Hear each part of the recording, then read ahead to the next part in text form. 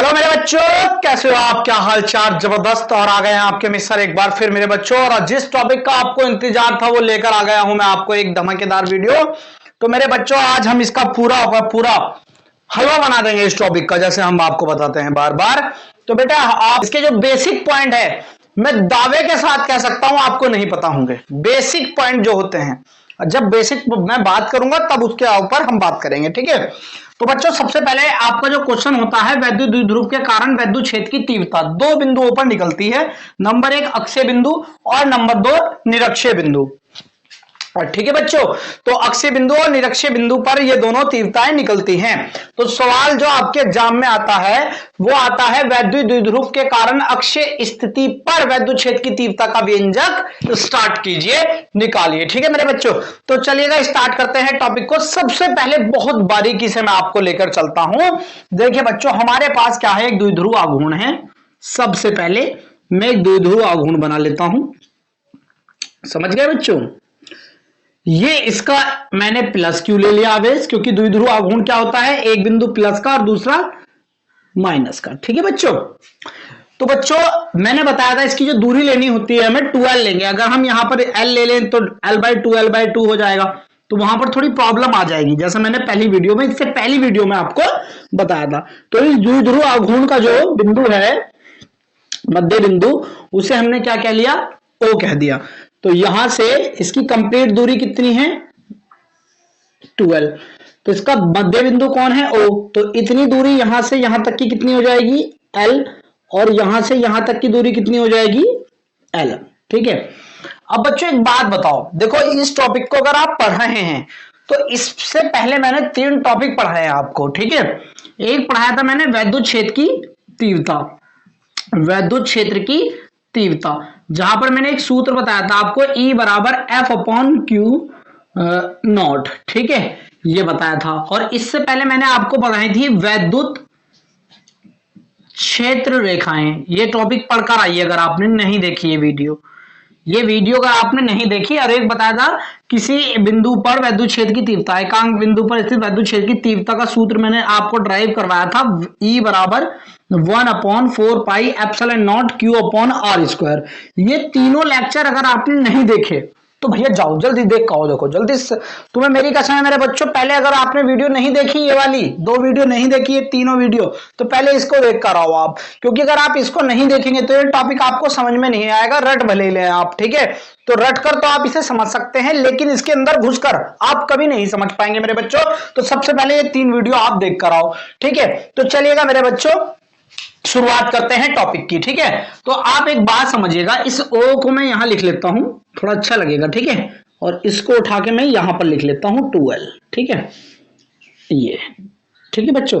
तो बच्चों जब भी हम किसी बिंदु पर वैद्युत क्षेत्र की तीव्रता निकालना चाहते हैं तो हम एक अक्षीय स्थिति की बात करते हैं जो इसकी इस तरह से हो।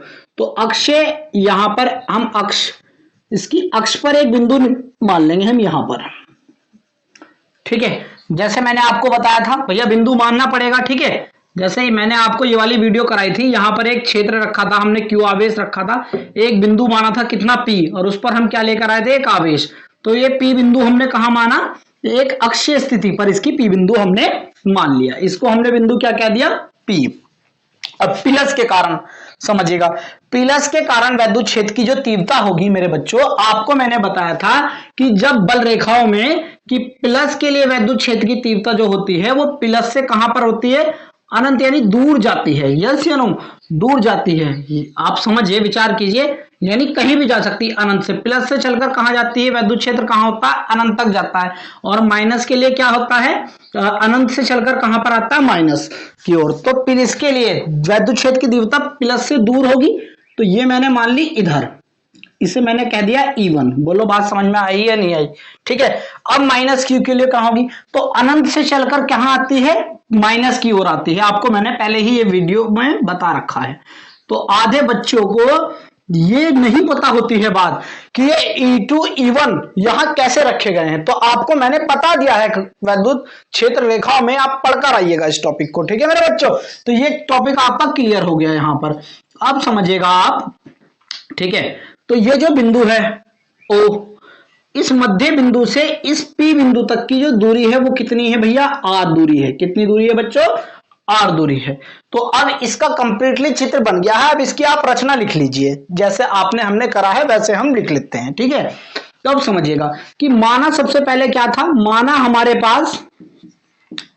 पास एक द्विध्रुव आघूर्ण है, एक द्विध्रुव आघूर्ण है जो समान परंतु विपरीत आवेशों से मिलकर बना है,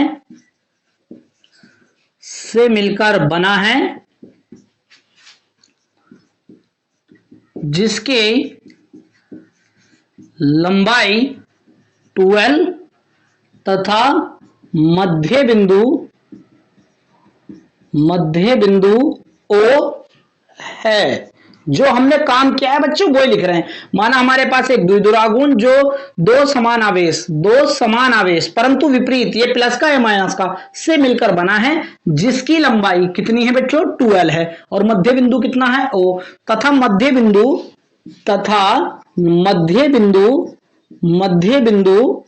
O से R दूरी पर एक बिंदु P है, जिस पर हमें वैद्युत क्षेत्र की तीव्रता ज्ञात करनी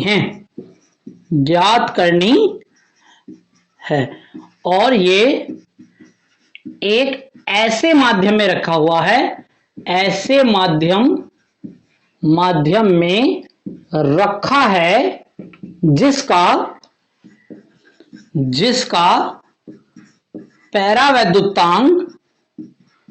परावैद्युतांक कितना है बच्चों, K है। एक बार मैं पीछे इसका वीडियो की क्वालिटी देख लेता हूं, ठीक है बच्चों, आपको पूर्ण रूप से स्पष्ट दिखाई दे रहा है। तो चलिएगा अब इसको हम शुरुआत करते हैं। तो बच्चों जैसे कि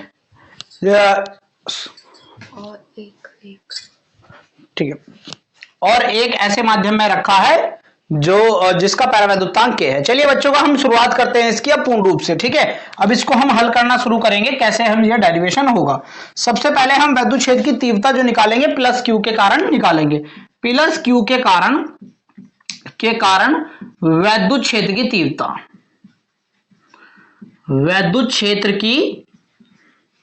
तीव्रता, अब समझिएगा आप मेरी बात, ठीक है, P बिंदु के लिए। तो सबसे पहले आपको मैंने एक सूत्र बताया था कि E बराबर 1/4 pi epsilon not Q upon R square, बताया था नहीं बताया था आपको, एकांक बिंदु पर वैद्युत क्षेत्र की तीव्रता का सूत्र। तो बच्चों उसी सूत्र से हम लिखेंगे, प्लस Q के कारण तीव्रता किधर है, E1 है, तो E1 बराबर 1/4 पाई एप्सिलॉन नॉट, किस में रखा है, माध्यम K में, तो यहां पर आप K भी लगाइएगा, इनटू Q अपॉन, अब देखिए बीच की दूरी कितनी है प्लस की, तो प्लस की दूरी है कितनी बच्चों, यहां पर क्या लिखा हुआ है, ये पूरी दूरी है R, ये P बिंदु से लेकर R, और इसमें ये वाली दूरी और ऐड हो गई L, तो इस दूरी की जगह क्या डालेंगे हम, R प्लस कितना L का, और यहाँ पर स्क्वायर भी थे, स्क्वायर भी यहाँ पर हम पुट करेंगे वैल्यू। तो आई होप आपको पूर्ण रूप से समझ में आया होगा। अब इसी कारण हम माइनस Q के लिए भी निकालेंगे, माइनस Q के कारण वैद्युत क्षेत्र की तीव्रता, ठीक है बच्चों। वैद्युत क्षेत्र E2 का मान जैसे हम लिखा है यहाँ पर, E2 बराबर, इसी सूत्र की सहायता से दोनों हो जाएंगे मेरे बच्चों, 1/4 pi epsilon not into Q upon R square. E2 का मान लिख लेंगे 1/4 पाई एप्सिलॉन नॉट, परावैद्युतांक में रखा है तो K का यूज करेंगे, Q अपॉन, अब R दूरी डालनी है, देखो प्लस की दूरी क्या डाली थी आपने, R प्लस L का स्क्वायर, अब हमें माइनस तक की चाहिए, तो देखिए पूरी कितनी है R, इसमें से ये वाली R L कम कर दो R में से, तो यहां तक की दूरी आपको मिल जाएगी, तो ये हो जाएगा R माइनस L का स्क्वायर, ठीक है बच्चों।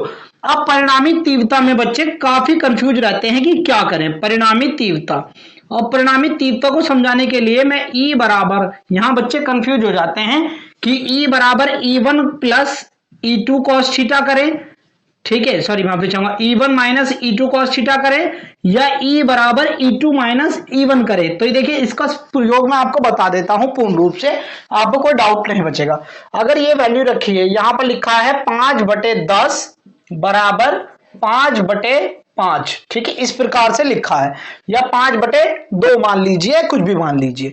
देखिए ये दोनों में इतनी चीज 1/4 पाई एप्सिलॉन नॉट के और क्यू कॉमन है, 1/4 पाई एप्सिलॉन नॉट के इंटू क्यू, ये क्या है, कॉमन है। तो मेरे बच्चे इसका अंतर है केवल हर का। देखिए अंश दोनों के समान है, लेकिन हर में क्या है, हर डिफरेंट है। तो ये वाला क्या है, r प्लस एल स्क्वायर बड़ा है और r माइनस एल क्या है, छोटा है। अगर किसी संख्या के अंश बराबर होते हैं और अंश क्या है, अंश अगर किसी का अंश तो बराबर हो गए और हर क्या है मेरे बच्चों, इनके अलग अलग हैं। अगर हर किसी भिन्न का बड़ा होता है तो उसका जो मान आता है वो कम आता है बच्चों, क्या आता है, कम। और जिसका अंश, जिसका हर छोटा होता है उसका मान अधिक आता है। कैसा आता है, अधिक आता है। तो आप अगर इसको कैलकुलेशन करेंगे तो 0.5 आएगा और इसको कैलकुलेशन करेंगे तो कितना आएगा, 1 आएगा। देखिए दोनों के अंश समान थे लेकिन हर डिफरेंट थे। जिसका हर बड़ा उसका वैल्यू भी छोटा, जिसका हर छोटा उसका वैल्यू क्या होता है, बड़ा होता है। तो इन दोनों में कौन सी वैल्यू बड़ी है, ठीक है, ये वाली वैल्यू बड़ी है, तो इसका जो क्या होगा, इसका वैल्यू कम होगा और इसकी वैल्यू छोटी है, तो इसकी वैल्यू क्या होगी, अधिक होगी। तो हम अधिक वाले में से क्या घटाएंगे, छोटा वाला घटाएंगे मेरे बच्चों। तो यहां पर हम क्या करेंगे, अब आप मुझे बताइएगा, E बराबर क्या करेंगे हम, E2 माइनस के E1। अब इसमें एक बार E2 का मान रख दीजिए और एक बार E1 का। तो 1/4 पाई एप्सिलॉन नॉट के into Q upon R minus के एल का स्क्वायर और माइनस 1/4 पाई एप्सिलॉन नॉट के into Q R plus L का स्क्वायर। मैं एक बार पीछे देख लेता हूं सही आ रहा है नहीं, बिल्कुल सही है, कोई प्रॉब्लम नहीं है, ठीक है। तो अब इतनी वैल्यू इसमें से क्या है, 1/4 पाई एप्सिलॉन नॉट के इसमें कॉमन है बच्चों, इसमें भी है और इसमें भी है, और एक क्यू कॉमन है, क्यू इस वाली वैल्यू में भी है, इसमें भी है, तो इसे भी बाहर निकाल लो, ठीक है। तो 1/4 पाई एप्सिलॉन नॉट के इंटू क्यू कॉमन आ गया, तो यहां बचा r माइनस एल की घात 2 और माइनस r प्लस एल की घात कितना बच्चों, 2। अब इस वैल्यू में आड़ी तिरछी गुना कर लेंगे तो यहां पर आएगा, मैं यहां से कराऊंगा आपको, 1/4 पाई एप्सिलॉन नॉट के क्यू अपॉन कितना हो जाएगा, r प्लस एल की घात 2 माइनस के ब्रैकेट लगाएंगे r माइनस एल की घात 2 और ये हो जाएगा r माइनस एल की घात 2 और r प्लस एल की घात 2 को ऐसे ही लिखेंगे हम। ये a प्लस बी का होल स्क्वायर बन गया बच्चों। तो E बराबर 1/4 पाई एप्सिलॉन नॉट के क्यू, तो इसे खोल लो, r की घात 2 प्लस एल की घात 2 प्लस 2rl, बाहर माइनस का चिन्ह है तो बच्चों अंदर के चिन्ह बदल जाएंगे, यानी r, ये सूत्र होता है r की घात 2 प्लस एल की घात 2 माइनस 2rl, ऐसे खुलेगा ये। तो ये प्लस का है माइनस का हो जाएगा, माइनस r की घात 2, ये प्लस का है ये भी माइनस का हो जाएगा l की घात 2, और ये माइनस का है ये प्लस का हो जाएगा 2rl मेरे बच्चों, 2rl। और जो नीचे की वैल्यू है उनमें कोई छेड़खानी नहीं करनी, उन्हें इसी प्रकार आप रखिएगा, ठीक है। r प्लस का है, ये माइनस का, दोनों कट गए, ये इससे कट गया। तो E बराबर कितना आ गया, 1/4 पाई एप्सिलॉन नॉट के क्यू, यहां आ गया 2 और 2 कितना हो गया, 4rl बटे r माइनस एल की घात 2 और r प्लस एल की घात कितना बच्चों, 2। तो ये पूर्ण रूप से बच्चों आ गया है। अब मैं बिल्कुल विजुअल ठीक है, कोई इशू की बात नहीं आ रही है, ठीक है।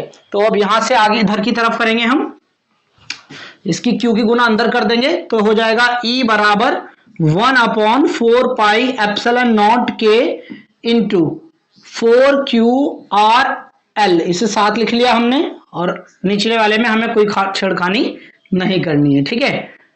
की घात 2 आर प्लस एल की घात कितना बच्चों 2। बच्चों इस 4rl को हम लिख सकते हैं Q2L इंटू 2R, ठीक है बच्चों। 2 दूनी 4, बात वही है बच्चों, देख लिया आप, यहां मैं आपको बता देता हूं। Q2L गुणा कितना 2R, 2 दूनी कितना हो गया बच्चों 4, QLR, बात वही है। मैंने इसको इस फॉर्म में खोलकर लिख लिया, अभी पता लग जाएगा ऐसा मैंने क्यों कहा। तो E बराबर 1/4πε0 K इंटू क्या लिख सकता हूं इसको, Q2L इंटू कितना 2R, ठीक है बच्चों, बटे कितना लिख सकता हूं R माइनस एल की घात 2 R प्लस एल की घात 2। बच्चों इस बात को हम P बराबर कितना होता है Q2L, ये क्या है वैद्युत द्विध्रुव आघूर्ण है, ये बात मैंने आपको पहले बता दी थी, ठीक है बच्चों। इससे पहली वाली वीडियो को आप लेक्चर प्लेलिस्ट में देख सकते हैं। तो इसकी जगह मैं क्या लिख दूंगा E बराबर 1/4πε0 K इंटू P2R बटे R माइनस एल की घात 2 और R प्लस कितना बच्चों एल की घात कितना, R माइनस एल की घात 2 का whole square R plus L का होल स्क्वायर बच्चों, ठीक है। तो यहां पर देखिए ये जो R है वो बहुत बड़ा है बच्चों इसकी कंपेयर में, L की कंपेयर में। तो हम यहां ऐसे करेंगे कि ये R जो है बच्चों कैसा हो जाएगा, बहुत बड़ा है, बहुत बड़ा है, बहुत बड़ा है, किसकी कंपेरिजन में L की। तो L को नगण्य मानने पर, तो L को नगण्य मानने पर, क्या मानने पर बच्चों, नगण्य मानने पर। तो यहां पर मैं एक बात देख लेता हूं कि वहां पर व्यू आ रहा है या नहीं, बिल्कुल आ रहा है, कोई दिक्कत वाली बात नहीं है। तो ये हो जाएगा बच्चों यहां पर E बराबर 1/4πε0 K इंटू P2R बटे, ये तो L यहां पर 0 हो गया, हमने L बराबर नगण्य इसको हटा सकते हैं हम 0 मानकर, ठीक है। देखिए अगर कोई चीज माइनस या प्लस में है तभी उसको निगण्य माना जाता है, अगर गुणा और भाग में होती है तो उसे निगण्य नहीं माना जाता। तो देखिए यहां पर क्या हो गया, हम इसको 0 मान लेंगे तो R की घात 2 इधर से मिलेगी। जब हम यहां पर करेंगे इस प्रकार इसे, तो L 0 रखेंगे यहां पर, यहां भी, तो R की घात 2 यहां से मिलेगी, R की घात 2 यहां से मिलेगी, तो कितना हो जाएगा R की घात 4, एक घात से एक R कट गया। तो E बराबर 1/4πε0 K इंटू 2P बटे कितना R की पावर 3। तो बच्चों वायु अथवा निर्वात के लिए हम कितना रखते हैं, वायु अथवा निर्वात के लिए कितना रखते हैं, K बराबर 1 रखते हैं। तो जब यहाँ K की वैल्यू डालेंगे आप तो बचेगा E बराबर 1/4πε0 2P अपॉन R की घात 3। और यही क्या करना था बच्चों, हमें ड्राइव करना था, ऐसे बोलेंगे इसका मात्रक हो जाएगा न्यूटन प्रति कूलाम बच्चों, ठीक है मेरे बच्चों। ये आपको डेरिवेशन था, आप पूर्ण रूप से इसको समझ गए होंगे। और अगर जहां पर ही आपको प्रॉब्लम आई है मेरे बच्चों, तो वहां पर आपको वीडियो को रिवाइंड करना है और उसको देख लेना है, ठीक है। कोई भी समस्या आपको इसमें नहीं आएगी, ठीक है बच्चों। वीडियो थोड़ी ज्यादा लंबी हो गई, उसके लिए क्षमा चाहूंगा, ठीक है। आप इसको पूर्ण रूप से पक्का कर लीजिए, कोई भी डाउट आपको नहीं आएगा। थैंक यू सो मच मेरे बच्चों, bye bye and take care, thank you.